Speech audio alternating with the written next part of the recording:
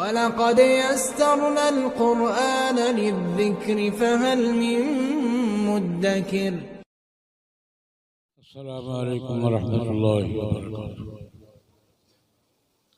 الحمدللہ رب العالمین والصلاة والسلام علی سید الرسل وخاتم النبیین وعلی آلہ واصحابہ واتباعہ اجمعین. اما بعد. ادارۃ النعمان میں کہ میں ہر ہفتے حاضر ہوتا ہوں. حضرت مولانا مفتی محمد نعمان احمد صاحب اور ان کے رفقا جو دینی، علمی، تدریسی، تربیتی ماحول میں محنت کر رہے ہیں اس پہ خوش بھی ہوتا ہوں، تھوڑا تھوڑا شریک بھی رہتا ہوں. اللہ تبارک و تعالیٰ ہمارے ان ساتھیوں کی محنتیں قبول فرمائیں، ترقیات نصیب فرمائیں، برکات نصیب فرمائیں. آج سالانہ تقریب ہے استحصال بندی کی، اس کی تقسیم حسنات کی. اس میں بھی اللہ پاک نے حاضری کا موقع عنایت فرمایا. میرے عزیز نے دو باتوں کا کہا ہے، صرف ایک بات کہوں گا. ایک بات عرض کروں گا، پھر اس سے پہلے بھی خطابات ہوئے ہیں، میرے بعد بھی ہوں گے انشاءاللہ العزیز. آج کل مسئلہ بڑا چل رہا فلسطین کا. فلسطین کا مسئلہ کیا ہے؟ اس کے 20 پہلو ہیں. غزہ، فلسطین، بیت المقدس، اس مسئلے کے 20 پہلو، دینی بھی، تاریخی بھی، تہذیبی بھی، سیاسی بھی، قانونی بھی. ایک پہلو پر چند گزارشات حاضری کے لیے پیش کریں. علماء کرام تشریف فرما ہے. جھگڑا ہے کیا اس وقت؟ غزہ کا مسئلہ، فلسطین کا مسئلہ، بیت المقدس کا مسئلہ عملاً کن کے درمیان ہے اور کون کون کہاں کھڑا ہے، کیا کر رہا ہے. بس یہ تھوڑا سا منظر بیان کرنا ہے. اس جنگ کے 4 فریق ہیں، باقی سارے سپورٹر ہیں. اس جنگ کے اصل فریق کتنے ہیں؟ 4. باقی سپورٹر ہیں کوئی ادھر کوئی ادھر.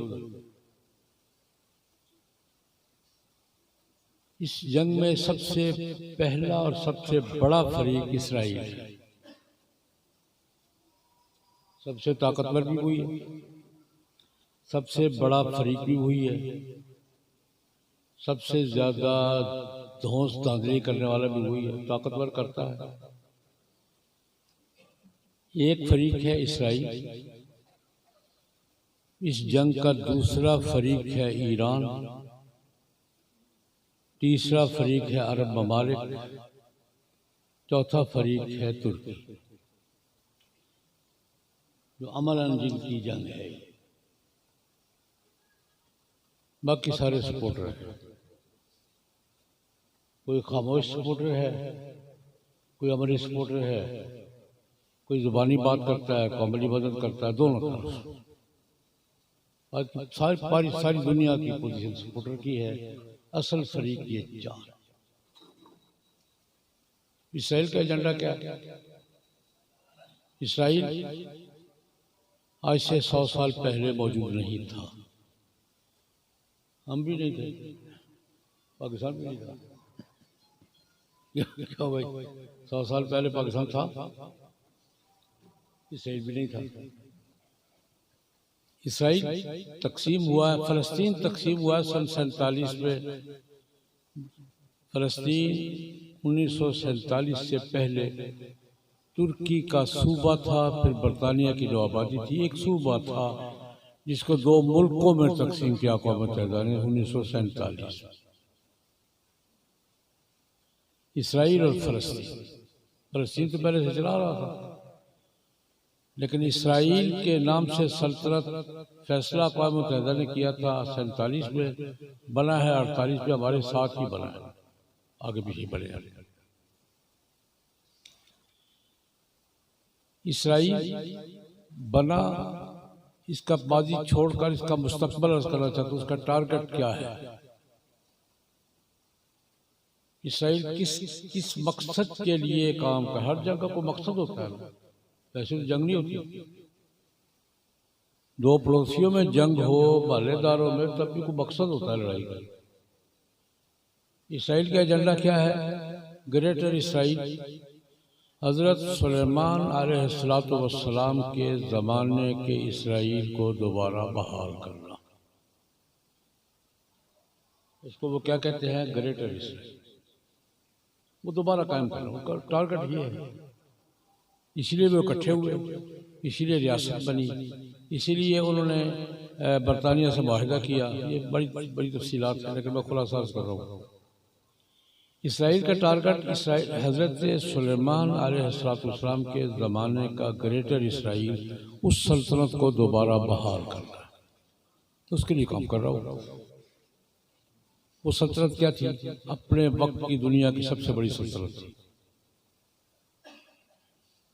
اس میں فلسطین تو تھا ہی، مصر بھی سارا تھا، عراق بھی سارا تھا، شام بھی سارا تھا، لبنان بھی سارا تھا، اردن بھی سارا تھا۔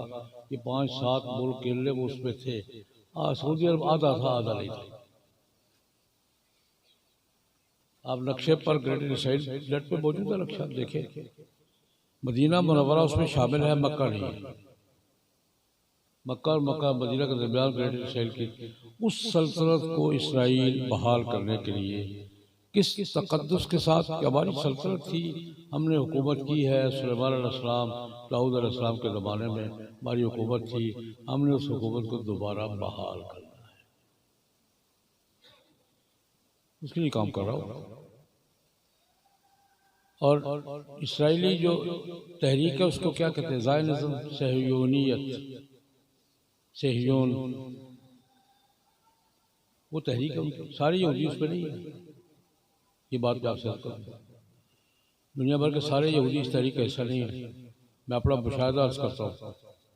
ایک دفعہ میں نیو یارک گیا، بروکلین، ایک جلوس میں کر رہا تھا سڑکوں پہ، اس علاقے میں، جو پہلے کہیں کوئی جلوس کس کا؟ یہودیوں کا۔ یہ کیوں نکال رہے ہیں؟ اسرائیل کے خلاف نکال رہے ہیں۔ اسرائیل کے خلاف یہودیوں کا جلوس؟ ہاں جی، تو وہ بھی ہے۔ مجھے جب یہ بتایا گیا کہ یہودیوں کا جلوس ہے اور اسرائیل کے خلاف ہے، تو میں بھی شامل ہو گیا۔ میں نے میل 2 میل جلوس میں چلا بھی، اور جلوس کے لیڈر سے میں نے مصافحہ بھی کیا۔ میں نے کہا شکریہ یار، ٹھیک کر رہے ہیں آپ۔ میں زائنزم، یہ صہیونیت ایک تحریک ہے جو غالب ہے، طاقتور تحریک ہے۔ یہ صہیونیت کیا ہے؟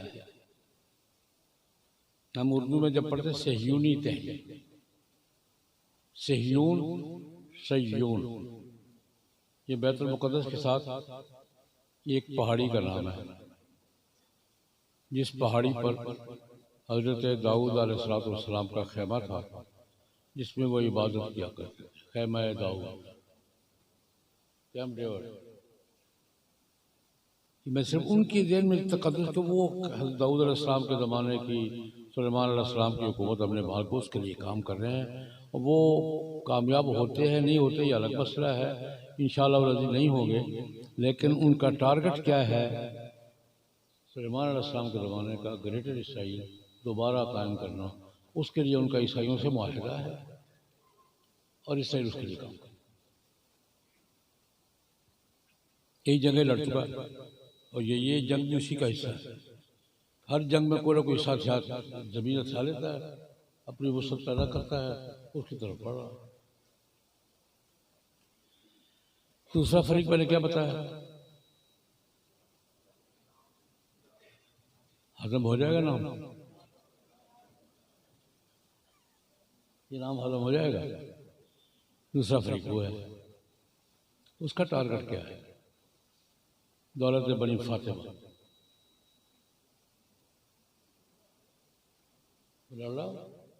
دولت بنی فاطمہ۔ جب خلافت عباسیہ کو تاتاریوں نے برباد کیا تھا، اس کے بعد خلافت عثمانیہ ترکوں کی قائم ہوئی تھی۔ درمیان کا کتنا عرصہ ہے؟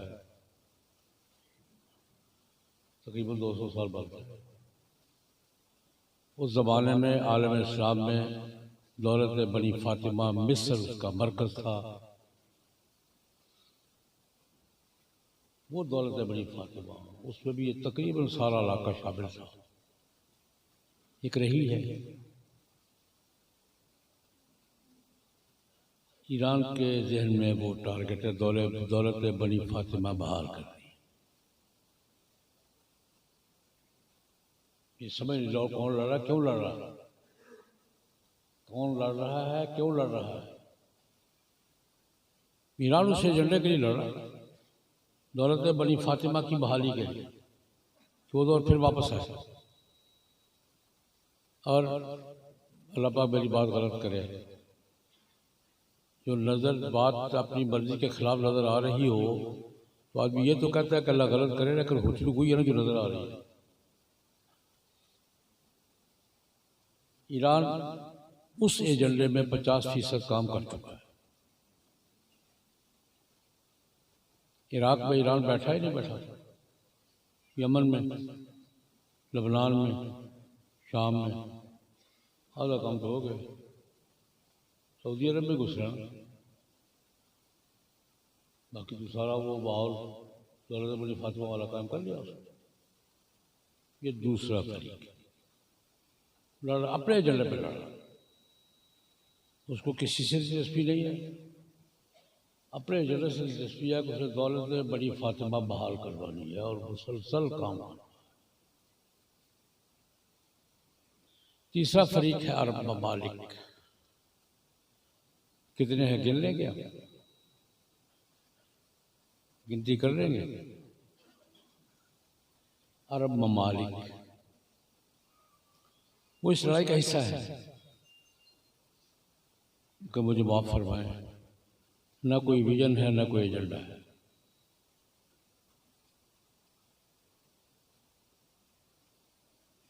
اب میں تلخ تلخ باتیں کر رہا ہوں، لیکن کر رہا ہوں کہ منظر تو دیکھنا چاہیے، منظر پہ ہو کیا رہا ہے. اسرائیل اپنا کام کر رہا ہے، ایران اپنا کام پوری قوت سے کر رہا ہے، پوری حکمت سے کر رہا ہے، پورے ترتیب سے کر رہا ہے. تیسرا فریق عرب ہے، عربوں کا کوئی ایجنڈا نہیں ہے. ایک اور تلخ بات نقل کر دوں، عربوں کو ایک ایجنڈے پر لانے کے لیے مصر نے کوشش کی تھی مرسی کے زمانے میں، یاد ہے؟ مرسی یاد ہے؟ اس نے رخ دینے کی کوشش کی تھی، اس کا بیڑا کس نے غرق کیا ہے؟ ہم نے. باقی آدمی تھا عربوں کو کوئی ایجنڈا دینے والا، یہ کرنا ہے، یہاں یہ کرنا ہے. کہاں ہے وہ؟ ہم نے اپنے ہاتھوں پر بات کیا. اس وقت میں اللہ تعالیٰ میری بات مجھے معاف فرما دے، بس یا اللہ معافی مانگتا ہوں. پورے عرب ممالک میں اس ساری لڑائی میں اس کے کوئی ایجنڈا نہیں کہ 4-5 خاندانی حکومتیں جو ہیں وہ کیسے بچ سکتی ہیں. اس کے ساتھ کوئی ایجنڈا نہیں.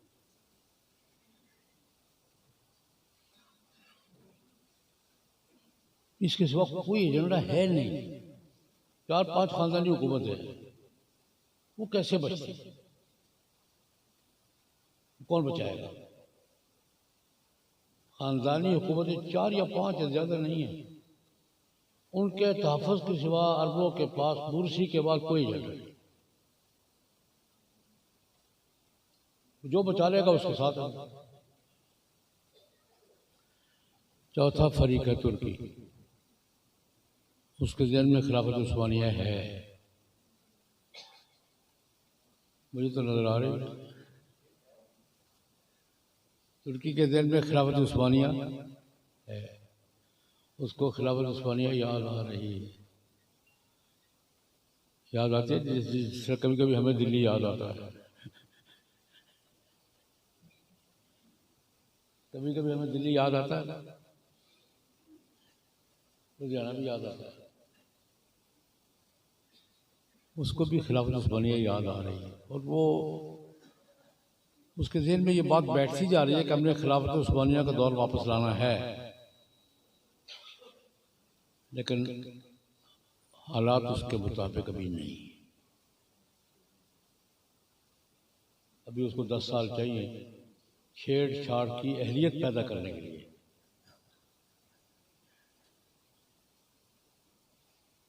کم از کم 10 سال چاہیے اس کو. تب وہ اس پوزیشن میں ہوگا کہ چھیڑ چھاڑ کر سکے. یہ اس میں آخری بات، ہم کہاں کھڑے، بس ہم کہاں کھڑے ہیں. خلافت عثمانیہ تو ترکی اللہ کرے اس کو موقع دے. ہم تو میں یار آج کیوں میرے دل میں تلخ تلخ باتیں آ رہی ہیں. ہم تو اپنے پڑوس میں ہم سے عمارت برداشت نہیں ہو رہی، خلافت کیسے قبول کریں گے؟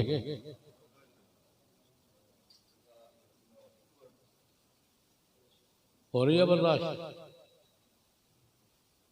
چھوٹی سی عمارت ہے، انہوں نے ابھی خلافت کا ٹائٹل نہیں اختیار کیا، بڑی عقل مندی کی ہے. عمارت کا ٹائٹل ہے، کدھر ہے؟ انڈیا میں ہے، بنگلہ دیش میں ہے. ہم سے عزم ہو رہی ہے، ہمیں ابھی تک کھٹے لگا رہا ہے. ہمیں اتنی چھوٹی سی عمارت کا ہضم نہیں ہو رہی، خلافت کہاں سے ہضم ہوگی ہمیں؟ میں اپنی بات کر رہا ہوں، ہم کہاں کھڑے ہیں؟ یہ دو تین کڑوی کڑوی باتیں کرنے کے بعد کم از کم ہمیں اپنا فرض تو یاد رکھنا چاہیے کہ ہمارا اصل ذمہ داری کیا ہے. ہماری ذمہ داری کیا ہے؟ علماء کرام سے کر رہا ہوں، باقیوں کو چھوڑو. کم از کم اپنا سبق تو یاد رکھیں. ہم تو سبق ہی بھول گئے اپنا. خلافت کا سبق یاد ہے کسی کو؟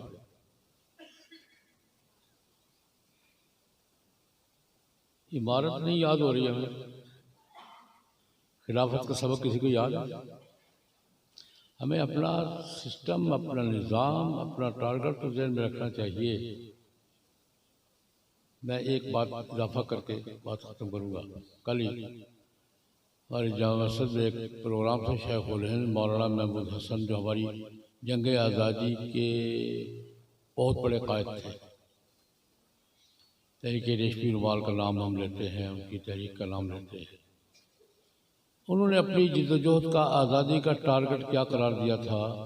حکومت الہیہ.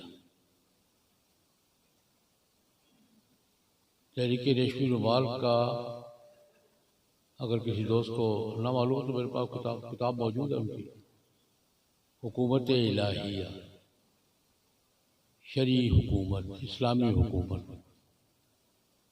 جب تک ہم پاکستان میں دو کام نہیں کریں گے، ایک مکمل آزادی، ہم آزاد ہیں کیوں جی؟ ہم آزاد ہیں، اور جب تک آزادی حاصل نہیں کریں گے، اب پھر ایک بات میری زبان پہ آ گئی ہے. ہمارے ملک کا اسٹیٹ بینک کس کا بینک ہے؟ ہمارا ہے. کنٹرول کس کا ہے؟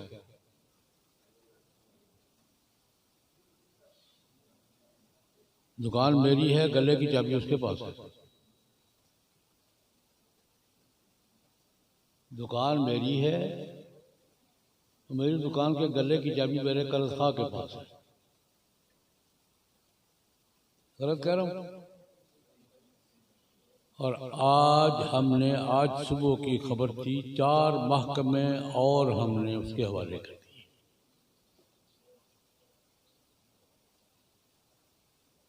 اسٹیٹ بینک پہلے ہم نے حوالے کر دیا تھا،